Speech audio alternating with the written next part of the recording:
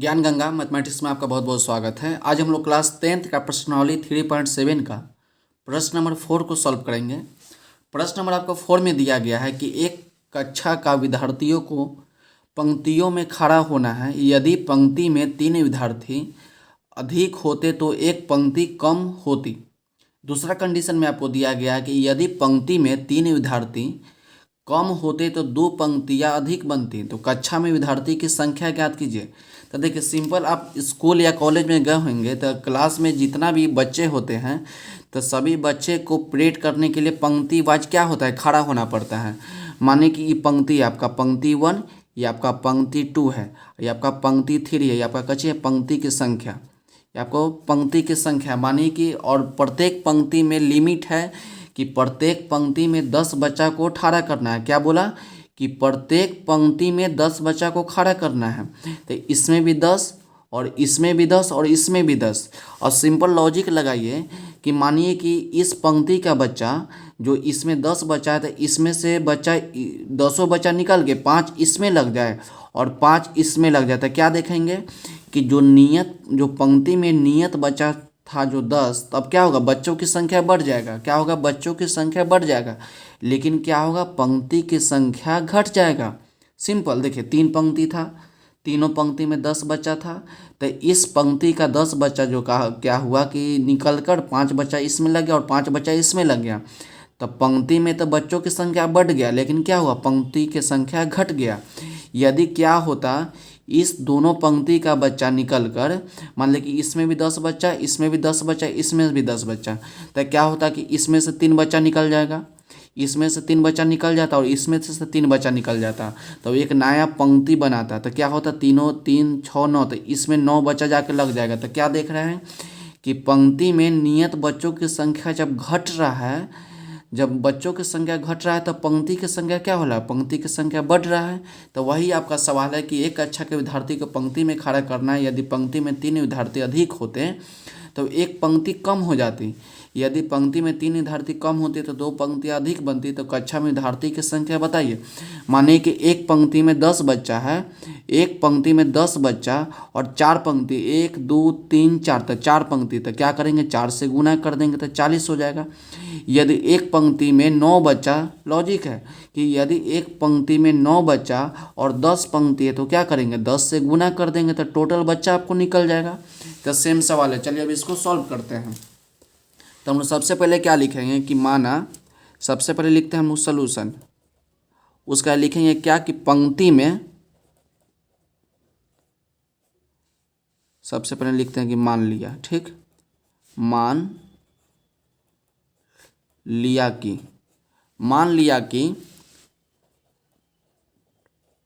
पंक्ति में खड़ा विद्यार्थी की कुल संख्या, तो कुल संख्या को क्या लेट करिए, हम लोग x लेट कर लेते हैं कि पंक्ति में खड़ा विद्यार्थी की कुल संख्या आपका x है, मतलब कि एगो पंक्ति में x बच्चा क्या है उसमें खड़ा है। उसके बाद लिखेंगे हम लोग कि पंक्तियों की संख्या,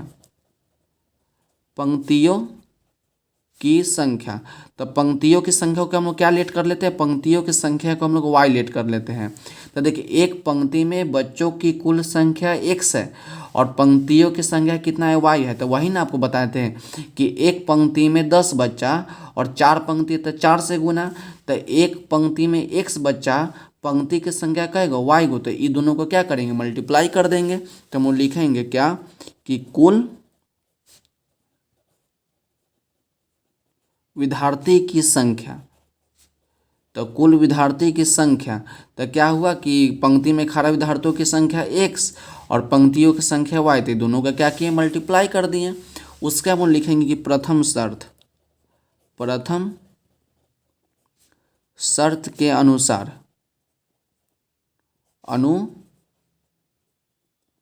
प्रथम शर्त के अनुसार। तो प्रथम शर्त में आपको क्या बोला, प्रश्न में चलते हैं। बोला कि एक कक्षा के विद्यार्थी को पंक्ति में खड़ा करना है, यदि पंक्ति में 3 विद्यार्थी अधिक होता। तो देखिए जब अधिक बोलेगा तो जोड़ेंगे, और जब कम बोलेगा तो घटाएंगे। क्या बोले कि जब अधिक बोलेगा तो उसमें ऐड करेंगे, और कम बोलेगा तो उसको घटाएंगे। तब बोला कि पंक्तियों में 3 विद्यार्थी की संख्या अधिक होती है तो एक पंक्ति कम हो जाती है। तो क्या बोला कि देखिए विद्यार्थी की संख्या टोटल कितना है, टोटल विद्यार्थी की संख्या आपका x है। ध्यान से देखिएगा कि टोटल विद्यार्थी की संख्या x है। तब से बोला ना कि पंक्ति में 3 विद्यार्थी अधिक हो जाती है।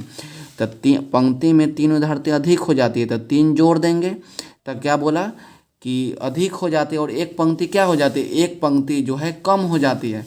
तो पंक्ति को क्या लेट किए हैं, पंक्ति को y लेट किए हैं।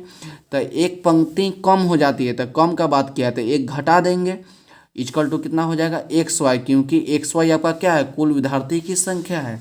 अब थोड़ा इसको सॉल्व कर लेते हैं कि x को y से मल्टीप्लाई करेंगे आपका xy हो जाएगा, xy हो गया, प्लस माइनस माइनस हो जाएगा, x को 1 से मल्टीप्लाई करेंगे तो आपका x हो जाएगा, प्लस प्लस प्लस हो जाएगा, 3 को y से मल्टीप्लाई करेंगे तो 3y हो जाएगा, और प्लस माइनस माइनस हो जाएगा, और 3 को 1 से मल्टीप्लाई करेंगे तो 3 इक्वल टू xy। अब xy को क्या करते हैं कि इधर बुला लेते हैं। तो xy माइनस में x, प्लस में 3y, माइनस में 3 और माइनस में आपका xy हो जाएगा इक्वल टू 0। तो देख रहे हैं कि प्लस में xy माइनस में xy तक कट जाएगा। तो आपका क्या बच गया, आपका बच गया कि माइनस में x और प्लस में 3y और माइनस में 3 इक्वल टू 0। तो देखिए माइनस में x और प्लस में 3y इक्वल टू, देखिए माइनस 3 इक्वल टू उधर ले जाएंगे तो प्लस में 3 हो जाएगा। तो इसको लेट कर लेते हैं हम लोग समीकरण 1। उसके बाद लिखेंगे हम लोग कि द्वितीय शर्त के अनुसार क्या लिखे, द्वितीय शर्त के अनुसार।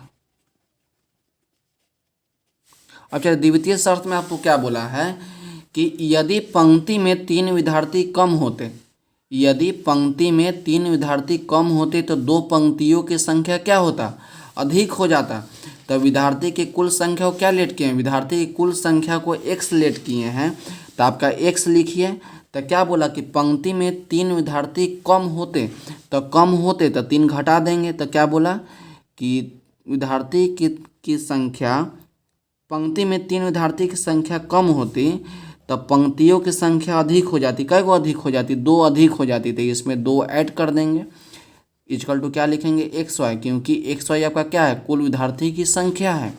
अब इसको मल्टीप्लाई कीजिए, x को y से मल्टीप्लाई करेंगे तो xy हो जाएगा, प्लस प्लस प्लस हो जाएगा, 2 को x से मल्टीप्लाई करेंगे तो 2x, माइनस प्लस माइनस हो जाएगा, 3 को y से मल्टीप्लाई करेंगे 3y, माइनस प्लस माइनस, 3 को 2 से मल्टीप्लाई करेंगे तो 6 इक्वल टू xy।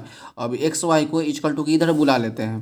तो आपका हो जाएगा कि xy अब प्लस में 2x, माइनस में 3y, माइनस में 6 और माइनस में क्या हो जाएगा xy इक्वल टू 0। तो देखिए प्लस में xy और माइनस में xy तक कट जाएगा। तो आपका क्या बच जाएगा कि 2x माइनस 3y और माइनस में 6 इक्वल टू 0। तो उसके बाद हम लोग क्या करते हैं कि थोड़ा इसको और सॉल्व कर लेते हैं। आपका हो जाएगा कि 2x, ध्यान से देखिए क्या हो जाएगा आपका कि 2x अब माइनस में 3y इक्वल टू, देखिए माइनस में 6 इक्वल टू को उधर ले जाएंगे तो आपका प्लस में 6 हो जाएगा। अब इसको लेट कर लेते हैं समीकरण 2। अब हम लोग समीकरण 1 और समीकरण 2 की मदद से हम लोग x और y का मान निकालेंगे। तो हम लोग लिखेंगे क्या कि समीकरण 1 तथा समीकरण 2 से। तो समीकरण 1 क्या है, समीकरण 1 आपका है कि माइनस एक्स प्लस में 3y इक्वल टू आपका 3, और दूसरा जो आपका समीकरण है, जो दूसरा समीकरण है कि 2x माइनस में 3y और इक्वल टू में आपका 6, आपका समीकरण 1 और ये आपका समीकरण 2। तो इसमें हम लोग क्या देख रहे हैं कि प्लस में 3y और माइनस में 3y, क्या देख रहे हैं कि प्लस में 3y माइनस में 3y, तो ये आपका खुद कट जाएगा। तो ऊपर आपका बच गया माइनस में x और प्लस में आपका 2x इक्वल टू 3 और प्लस में आपका 6। तो देखिए माइनस में x प्लस में 2x, तो आपका क्या बचेगा, x बचेगा। इक्वल टू 3 + 6 तो आपका 9 हो जाएगा। तो x का मान कितना आ गया, x का मान आपका 9 आ गया। अभी x का मान को हम लोग समीकरण 1 या समीकरण 2 में पुट करेंगे और y का मान निकालेंगे। तो हम लोग क्या लिखेंगे कि समीकरण 1 में x का मान रखने पर, समीकरण 1 में x का मान रखने पर आप समीकरण 2 में भी रख सकते हैं, ठीक। तो समीकरण 1 आपका है कि -x आप प्लस में 3y इक्वल टू कितना हो गया, 3 हो गया। तो -x का मान कितना पुट कीजिएगा, 9 लिखिए। तो 9 लिखिए प्लस में 3y और इक्वल टू 3। तो 3y इक्वल टू 3। अब माइनस में 9 तो इक्वल टू को उधर ले जाएंगे तो प्लस में 9। तो 3y इक्वल टू 9 + 3 तो आपका 12। तो y इक्वल टू 12। अब देखिए इंटू में आपका 3 तो आपका नीचे डिवाइड के रूप में चला आएगा। तो y इक्वल टू कितना हो गया, y इक्वल टू 3 के टेबल में 12 आपका 4 बार में, तो 4 आ गया। तो x का मान आपका 9 आ गया और y का मान आपका 4 आ गया। लेकिन आपको निकालना क्या था, आपको निकालना था कि कक्षा में विद्यार्थियों की संख्या ज्ञात कीजिए। तो कक्षा में कुल विद्यार्थी की संख्या कितना था आपका, xy था, ठीक। कक्षा में विद्यार्थी को कुल संख्या आपका xy था। तो हम लिखेंगे क्या कि कक्षा में कुल विद्यार्थियों की संख्या, कुल विद्यार्थियों की संख्या कितना था आपका, xy था। कक्षा में कुल विद्यार्थियों की संख्या आपका xy था। x का कितना मान आ गया आपका, x का मान आपका 9 आया था, 9 लिखेंगे। और y का कितना मान आ गया, y का मान आपका 4 आ गया था, 4 लिखे थे। इसको मल्टीप्लाई करेंगे तो 6। तो कक्षा में कुल विद्यार्थी की संख्या कितना हो गया आपका, 36 हो गया। तो इसको एक बार आप ध्यान से फिर से देख लीजिए। चलिए आपको हम शुरू से दिखा देते हैं, ठीक। अब देखिए शुरू से देख लीजिए, आपको मन है तो स्क्रीनशॉट इसको ले लीजिए, नहीं तो मन है तो इसको आप नोट कर लीजिए, ठीक। देख लीजिए। तो आज के वीडियो के लिए बस इतना ही, मिलते अगले वीडियो में। अगर वीडियो अच्छी लगी हो तो चैनल को लाइक, सब्सक्राइब और शेयर जरूर करें। पढ़ते रहिए और बढ़ते रहिए। मिलते अगले वीडियो में।